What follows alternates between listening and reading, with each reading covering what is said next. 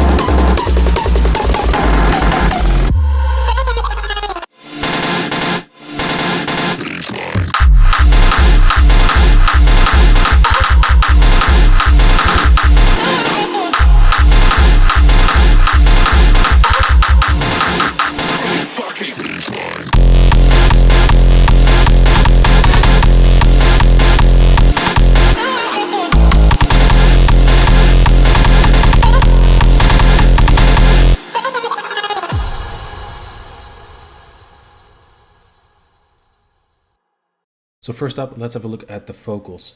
First thing I did was loading the original song into this website called vocalremover.org. You can simply upload it in here, and then they have an AI algorithm that extracts the vocal from the instrumental, and then you can download them separately. That's exactly what I did, and the vocal didn't come out as clean as I wanted it to be because it sounds like this.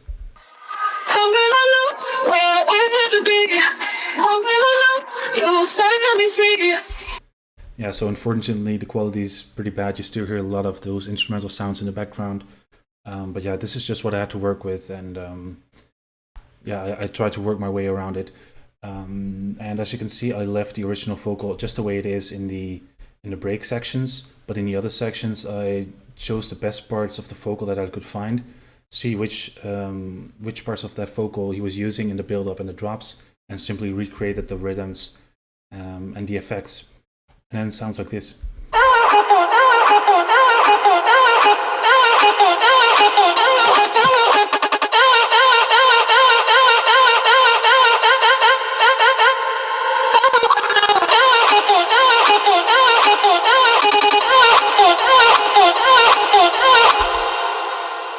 So yeah, in the build-up here we have a filter going on, which is simply introducing it very slightly, very subtly. And then we have a different part of the vocal over here that doesn't have the filter applied, and then these 4 little vocal chops with an automation clip on the panning. Then the filter goes down just slightly a bit, and the vocal goes a little bit faster. Nothing crazy so far. And then over here he had this like kind of fast stuttery LFO effect on the vocal, on like this pre-drop vocal, and I simply recreated that with an Effectrix. I used a stutter preset, and I automated the the mix level of the plugin, so that it's only applying on this part in the pre-drop, and an automation clip on the stutter tempo, so it's going a little bit faster as when the sample plays on. So then you get this effect.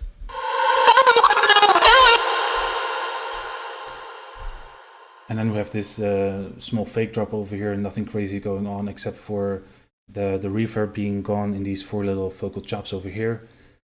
And then everything's opening up. So we have a kickstart going on for a little bit of side chaining, and the disto effects is being applied here for a little bit more distortion, bring out the volume a little bit. And that's pretty much it for the vocals and the drops. For the melody, I started off with creating a few lead layers from scratch based on a video that Thyron has on his Instagram, because he has small reels about how he created this track. And then for the extra 2 lead layers, I just went through a lot of presets that I had and make sure it sounded good and also sounds like the original, of course. And same for the chord layers, I created a few based on what I heard, and then simply went through a few presets to create more layers. And most of it is just supersaw stacked together to create a nice full sound.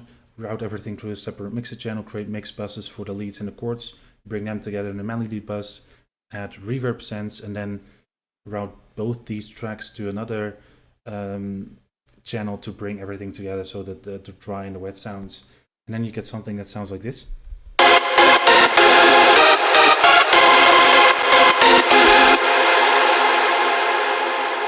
And if you want to see the exact processing of this, you can just download the FLP in the description, and then you can find it out for yourself. The melody also has a bunch of bass layers to fill it up. 2 bass layers that just follow along with the bass notes from the chords, and then 3 bass plugs that play in between the bigger gaps from the melody. And all these layers together sound like this.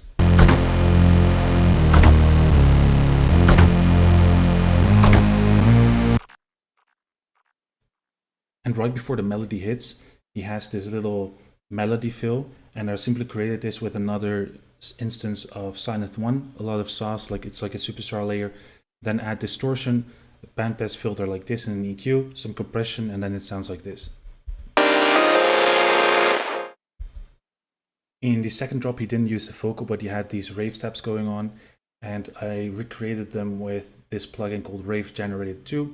If you've seen my video about those Rave Stabs, you already know this plugin, and hopefully you already have it as well, because it's a free plugin and it's super powerful. And I just loaded in a bunch of these presets that they have already in here, layered them, and make it sound a little bit like the original, and then it sounds like this.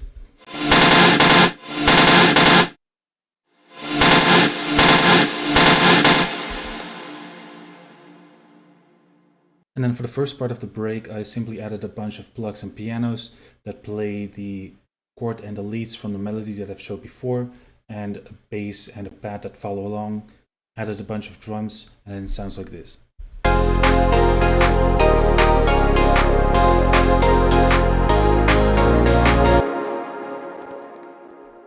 The second part of the break is a little switch up with a few very distinctive sounds, and the most important ones are the bass and the drum loops, because he used like almost distorted guitar bass sounds, and the drum loops have a very breakbeat / drum and bass feel rhythm to it, and then it sounds like this.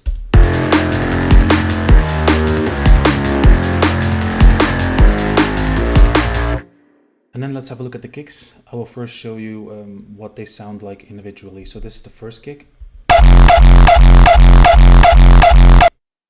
from the first drop, and this is the kick used in the build-ups, and it's simply the same kick but just with a pitch drop.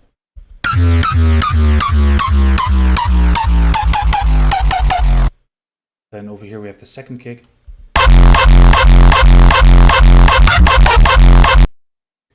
The third kick over here.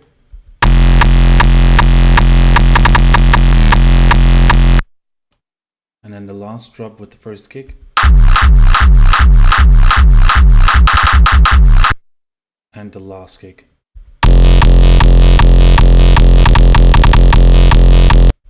Now, talking about kicks, the great thing about this project is that you can go up here to the playlist section and then choose a different arrangement that I used for recreating the original kicks. So I'll start off with the first one, and over here you see the original kick that I simply cut out from the track. And this always helps me a lot because of course you should listen to what it sounds like, but it can really help if you also look at or see what it looks like.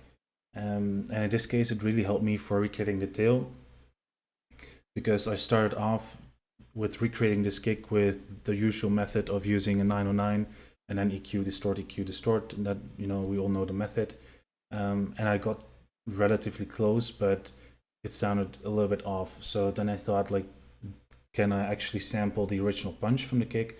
And the answer was yes, I could. It was quite clean. So I simply used that one. It might be a little bit of a cheat code or a shortcut, whatever you want to call it, for doing remakes, but in this case it simply worked. And then I was still left with the tail, and I got quite close with the 909, but like I said, it sounded a little bit off. And then I was just scrolling through my library and I found this tail from Euphoric Wave that actually fitted very well, not only by sound but also by the looks of it, as you can see, because this is the original tail and this is the one that I got from Euphoric Wave. And then I simply blended these together with some EQ, compression, and an ozone 10 to finish it off, render it out, and then it sounds like this.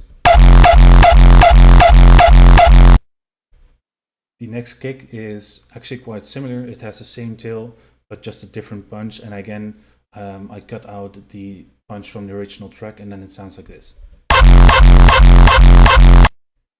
Now the third kick is a little bit of a different story, because here I did create the tail layers from scratch with Serum. I'll show you that in a minute. But the punch again is simply sampled from the original track, and just because I could find a clean punch, and it simply works for the sake of the remakes, or sorry, for the remake. But you could actually very easily recreate this when you're trying to make a kick like this on your own. But this is what the original punch sounds like. And then I simply added a Valhalla room with the automation clip for a nice reverb tail. And then for the tail layers, I did something in Serum. I created a very simple preset actually, which sounds like this. And it's simply saw waves on both oscillators, no unison, no detune. There's nothing going on for the LFOs or the envelopes. All I did was adding a few effects in here. So I started off with a little bit of dimension to open up the sound just a slightly bit, so that the distortion has a little bit more information to distort the sound. So this is what it sounds without any effects. This is with the dimension. And then now with the distortion.